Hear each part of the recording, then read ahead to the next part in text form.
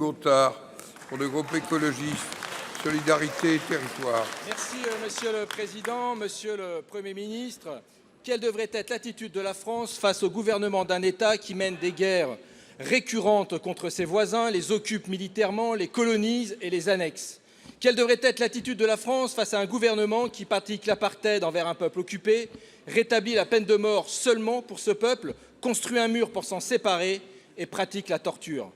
Quelle devrait être l'attitude de la France face à un gouvernement qui organise un génocide et tue les journalistes qui le documentent? Quelle devrait être l'attitude de la France face à un gouvernement qui commet des actes de piraterie dans les eaux internationales pour arrêter, humilier, torturer et violer des humanitaires?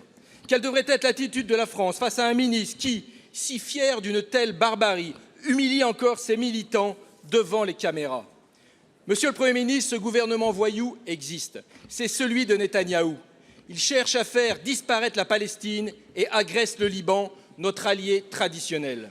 600 de nos soldats de la FINUL sont pris entre le tir de Tsahal et du Hezbollah sans que la France n'agisse pour un cessez-le-feu.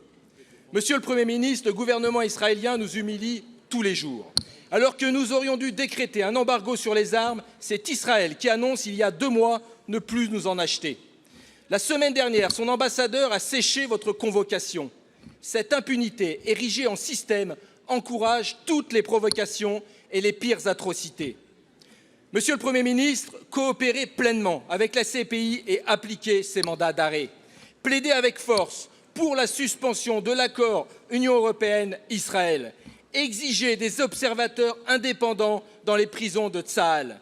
Et soyez à l'initiative d'une large coalition de la paix pour imposer un corridor humanitaire protégé militairement vers Gaza.